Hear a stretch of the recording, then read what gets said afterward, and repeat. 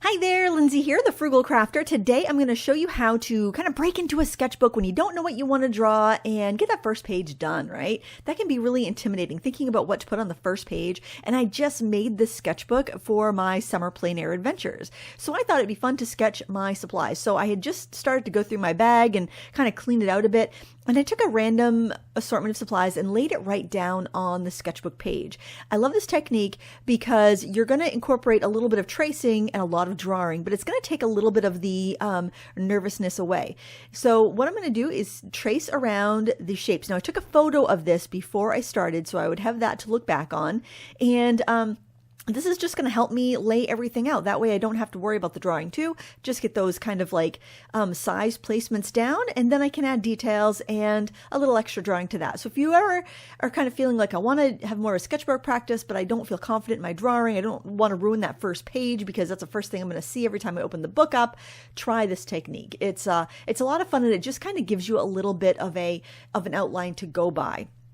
And now I'm going to put the picture up so you can kind of paint along with me and see how we draw in some more details.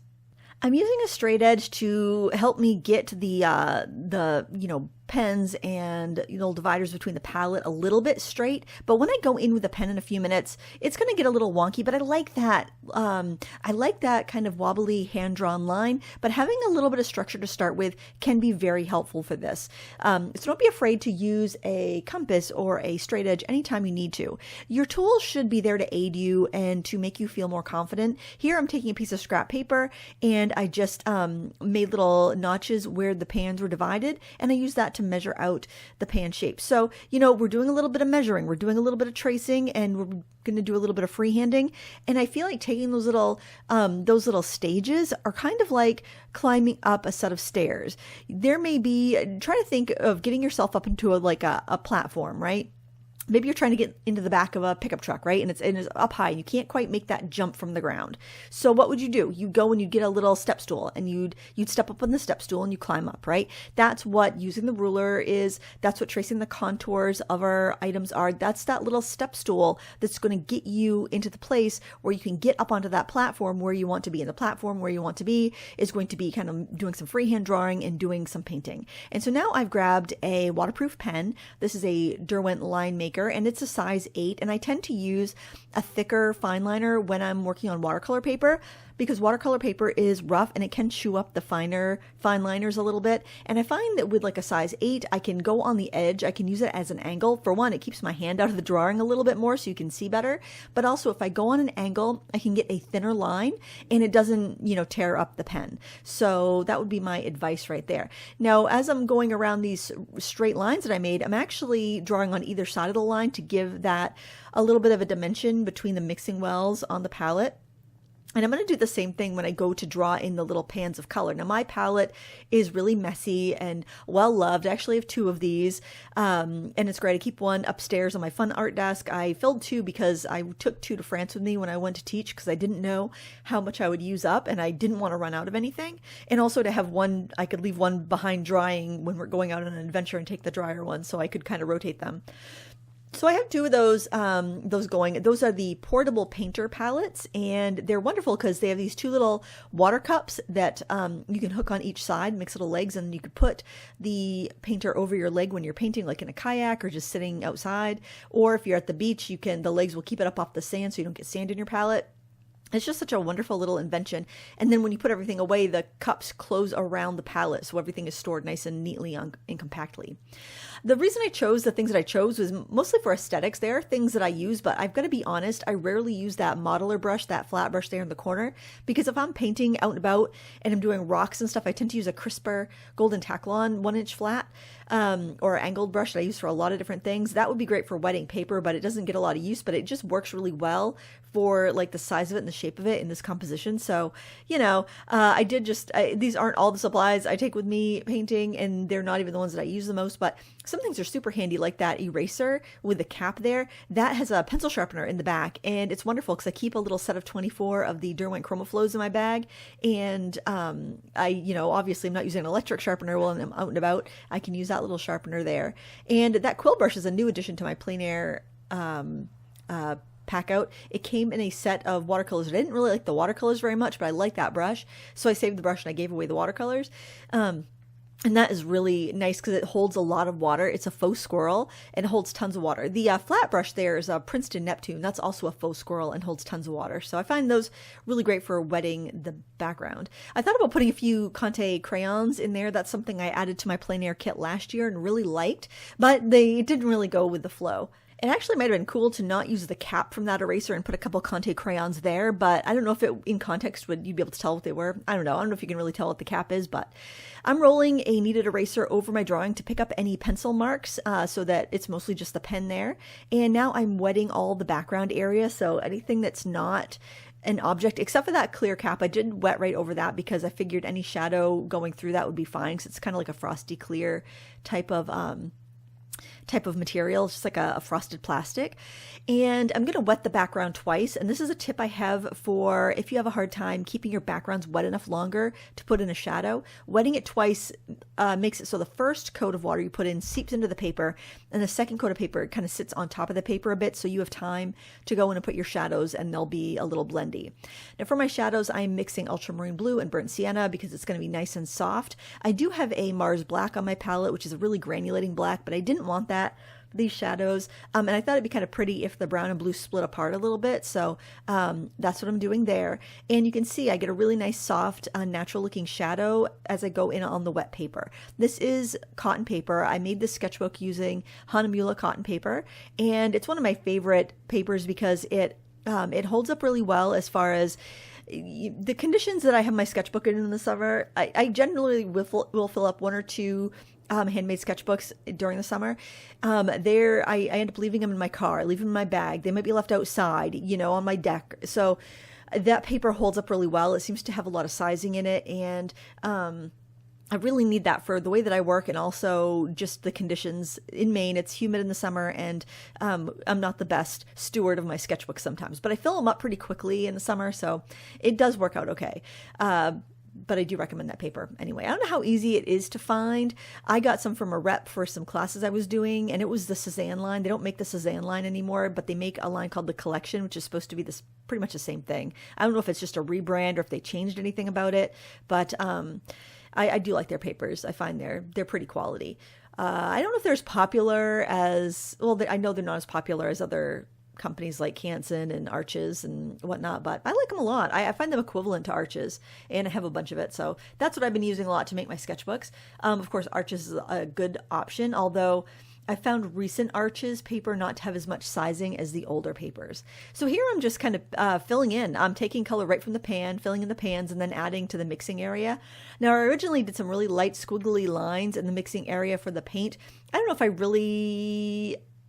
I don't know. I don't want to say regret because I think it turned out fine, but probably outlining like solid objects and maybe leaving paint splashes not outlined would probably be a better thing, but I don't know. This is also a fun way to swatch your materials out. Swatch out your watercolors so you can see how they really look, because sometimes they look different in the pans. And as I was swatching them out, I've got two granulating violets, and I'm like, why do I have two granulating violets? They're not that different. So if I use one up, I probably will put something else there next time. But I do find that granulating colors are really handy to have because I like to paint a lot of coastal scenes with sand and rocks, and having those granulating tones work really well for this. So I figure someone's probably wondering what I have in my palette, and I'll just kind of go over that right now. So if anyone's asking, they will know. I start off with a basic split primary palette, and I like to use the Daniel Smith Essentials set for that. So there is a New Gamboge for the warm yellow. There's a Hansa Yellow Light for the cool yellow. There's a Pyrrole Red for the warm red. There's a Quinacridone Rose for the cool red. There is an Ultramarine Blue for the warm blue, and there's a Phthalo Blue for the cool blue. The next colors I recommend having would be Yellow Ochre or Raw Sienna, which is a nice earthy yellow, Burnt Umber or Burnt Sienna, which is a nice warm to neutral brown, and sap green, because it's just a really great convenience green to have. Now beyond that, the colors that you add are going to be up to personal preference. If you do a lot of landscapes, you may want a cerulean blue. That's a beautiful granulating blue.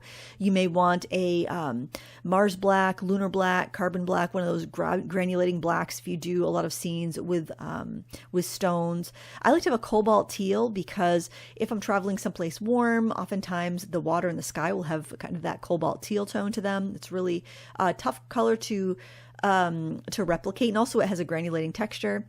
I've got a block of Inktense white, so I just took a Inktense white block, just broke off a little piece and put that in one of those slim pans.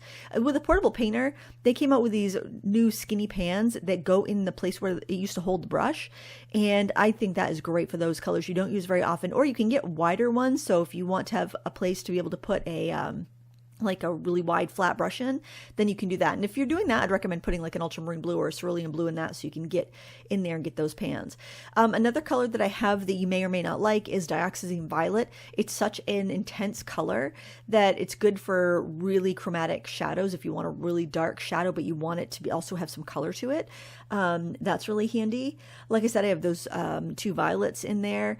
Yeah, and that's pretty much it. But the 9 colors I would definitely go for would be the split primary, the Daniel Smith Essentials, then do a sap green, burnt sienna, and yellow ochre. Beyond that, I think what you add is personal preference, depending on what you like to paint. If you like to paint portraits, you're going to have different things. Oh, I have Potter's Pink in there as well. That's really nice for sand. You take the yellow ochre and Potter's Pink, a little cerulean blue. That makes a really great textured sand type of color and texture. And then you can even spatter on top of that if you want to, because I keep a little travel toothbrush in my kit as well. And that's really great for flicking on sandy textures and waterfall textures. You can use like the Inktense block there if you want to do like a white spray. Say you have like a waterfall, it's crashing or waves crashing. That works great for that because the Inktense block is super opaque and you can just snap off a little piece, stick it in your palette, and it re-wets so much better than gouache. So that's a little tip that I have. Actually, those little slim pans are the perfect width to fit Inktense block pieces in. So if you know you want something that's going to be permanent for an underpainting, like maybe you want a purple or a black or a Payne's gray or something like that, it's really that you'd want to do for an underpainting, let that dry and then paint over and not have it lift. That's something you could do with those slim pans. And art is so personal. What we like to use is so personal. So, you know, definitely bring what you think you're going to use. I find that the less I bring, the more I get done.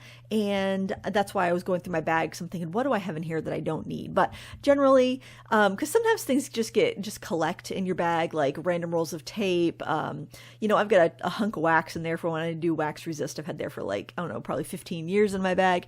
You know, stuff can get kind of like hang around, but I generally don't change what I have too often. Every once in a while, I'll add something new. Like I said, the Conte crayon. I added that because I added a tone tan sketchbook to my kit. I might add a little tiny set of gouache paints. Like I found this little plastic container I found on the side of the road, and I turned it into a little portable gouache palette. And that's really nice to have when you want to add some opaque highlights or details or whatnot when you're plein air painting, because you're not going to have all that time to reserve whites and use masking fluid and all of that. Not that I even really care to do that much, but yeah, you want to carry the tools and not the trappings. You don't want to have things that are going to make your life more complex when you're out there painting, but you do want to have those things that are going to aid you in quicker creation when you're painting in plein air, because light changes. You may be painting with other people and they're ready to move on, or you may be wanting to paint when you're with non-painters.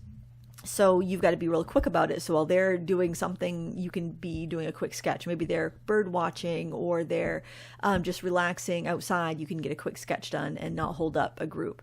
And yeah, luckily I have friends locally that like to paint outside, so we can go outside and, you know, have our little painting excursions, and that's fun. But I know that's not the case for everybody. So keeping a light kit that you can easily pull out and work on is really nice. And there you can see the finished painting. I'm really happy with how it came out. Signed my name. I did put a little date sticker on the inside cover of my book so I know when I started it. But I think this is a great way to kick off my 2025 plein air sketchbook. What do you keep in your sketchbook, in your plein air pack? Let me know in the comments below, and that can inspire others on what they might want to bring when they go outside to paint. Thank you so much for watching. Please give me a thumbs up before you go, and go paint something. Happy crafting.